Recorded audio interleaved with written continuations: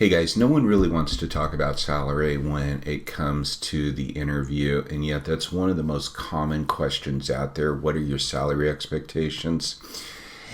My name is Bill Benoist. I'm a certified professional career coach here in Silicon Valley, and this is actually one of the questions that I talk about in a free ebook that I have in the notes section below. What are your salary expectations? In the ebook, I actually talk about 5 of the most common interview questions out there, questions that every hiring manager wants to know about you.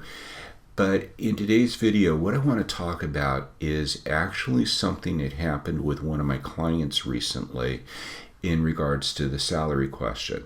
So if you're familiar with my ebook, or if not, hopefully you'll download it, I talk about it's really best to deflect this question. Although it's one of the most common questions out there, it's also something that you want to deflect, because if you think about it, it's the first couple of minutes into the interview. That's usually when the salary question comes up.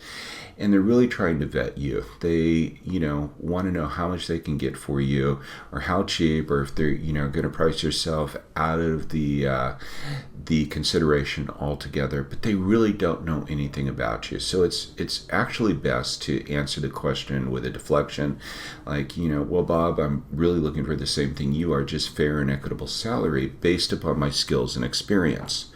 And you can go even a little bit further and ask, just put it right in there, can you share the salary range for this position with me? So, for example, this is the way it would flow.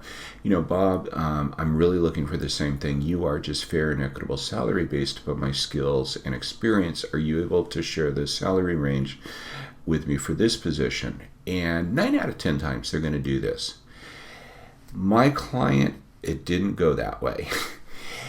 He could not get the salary range out of them, but he continued on with the interviewing, and at the end they actually made him a verbal offer, or they were talking about it, and they said, we would like to make you an offer. What are your salary expectations, or what are your salary needs? I can't remember what words that they used. And he actually contacted me on this. We had already finished, working, but he contacted me and he says, what should I say in something like this? And my response to him was, and it would be the same response I would say to you, is you need to first off understand what is the lowest salary that you are going to be comfortable with moving forward. And most of the time, what I'm going to really challenge you is, would you be comfortable accepting a salary that was what you were making at your last position? Because I really don't want to see anybody making less than what they were previously making. I mean, think about it. If you were making $85,000 a year last year and you accepted a position at $80,000, you're probably going to be kind of bitter moving forward. I think most people would. I probably would. But if I was offered $85,000, I'm not going to have that bitterness there. I would like more, but at least I'm making the same amount as when, I left my last position. So I asked him, I said, would you be comfortable, ask yourself this, would you be comfortable making the same amount as you were in your last position? And if so, this is the way you can respond to this question. In my last position, I was making an annual salary of, and make sure that you're citing a base salary, not one with bonuses. Do not include bonuses. And then just simply say, and I'd like to have a comparable income, but I will consider all offers. So by doing this, by answering this way, number one, you are really listing your lowest number there, although you would consider all offers. Most of the time, and this is again my experience in the industry, most of the time companies are going to offer you more than what you were making at your last position. It's just a little incentive there, but I've learned this over the years. Most companies will offer you more than what you were making at your last position. However, you are giving the company a little bit of wiggle room. And let's say, for example, now the company comes back and makes you, because you said I would, consider all offers. The company does make an offer, and let's say it was less than what you were making before.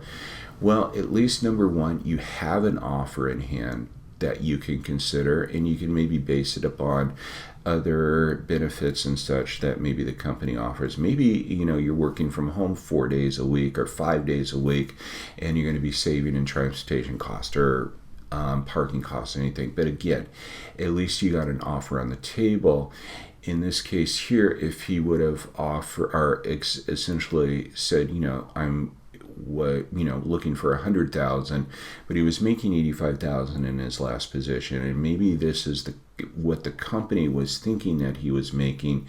Maybe 100,000 a year is just too far out of the range. They would have, essentially said, well, really appreciate this. It's a little bit more than what we were looking for.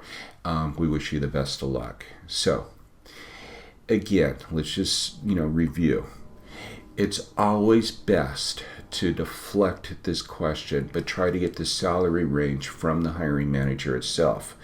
So this way, because when you think about it, again, the person that talks first about salary is usually the one that's going to lose negotiation in the end.